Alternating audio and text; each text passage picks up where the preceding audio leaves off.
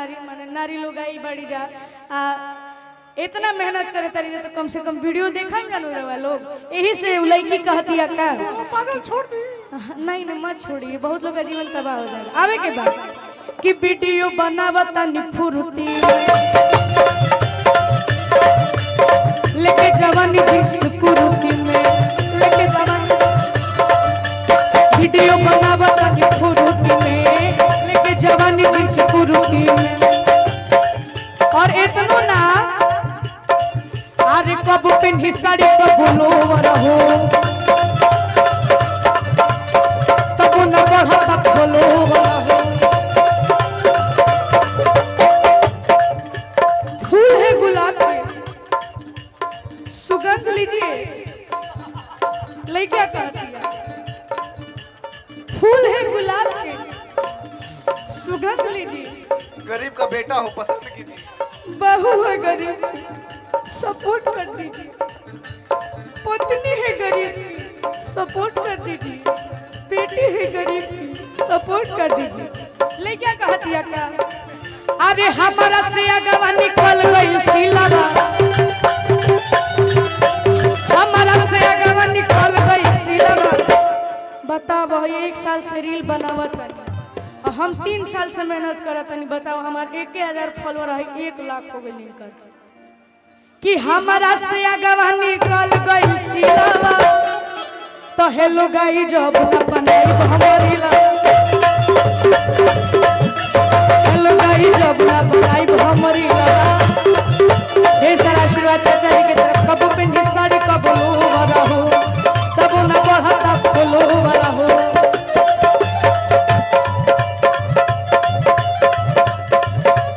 Video बनावता नि फुरुती में लेके जवानी जिस फुरुती में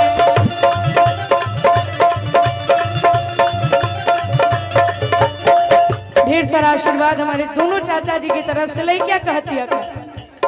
फूल है गुलाब सुगंध लीजिए फूल है गुलाब की सुगंध लीजिए अब बहू है गरीब सपोर्ट कर दीजिए पत्नी है गरीब सपोर्ट कर दीजिए अरे हमारा से अगवा निकल गई हमारा से अगवा निकल गई सिलावा आज जितना लोग एजा के बा मठिया श्री राम के जितना भी लोग इंस्टाग्राम यूज करेला चाहे यूट्यूब चलावेला उनका लोग के ये लोग ही बात कहता रही कि हेलो गाई जॉब ना बनाई हमारी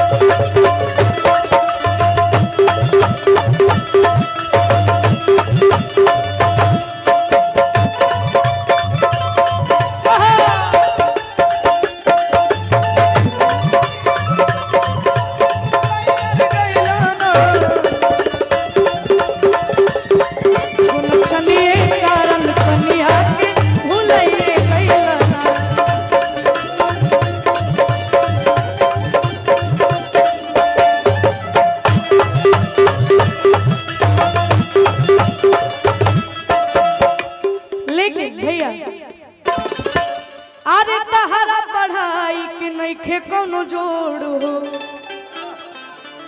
आप बोले लो तो इंग्लिश के तूर देलु गोड़ हो तो ऐसन भाषा से हम पगला गईनी। आर्यन बाबू वाला तनी वोकल बढ़ा दीजिए भैया वोकल बढ़ा दीजिए भैया साउंड वाले भैया वोकल बढ़ाइए आर्यन कि बाबू पगला गईनी और अटिया कहती है कि बेची कापी किताब भुजा खा गईनी ए राजा नैहर में कलम चबा गईनी। देखिए आज के डेट में अगर शादी हो जा रहा है तो चुपचाप कबूल कर लीजिए भैया नहीं तो ज्यादा अगर कोई पढ़ा लिखा आ गया तो आप अगले दिन आपका सेलिब्रेशन ड्रम में भी हो सकता है।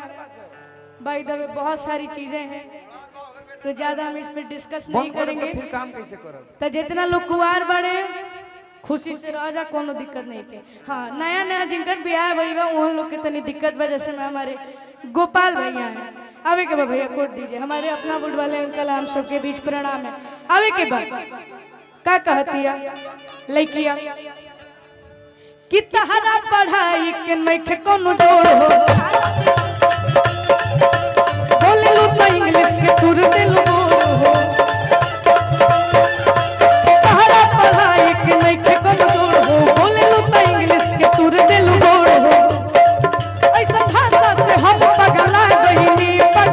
गईनी। लइकिया कहतिया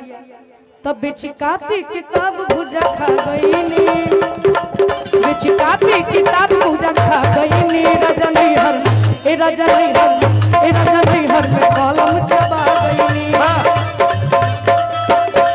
रजनी हर में कलम चबा गईनी। हरा पढ़ाई के नहीं के कोनो जोड़ हो। हमनी के बीच में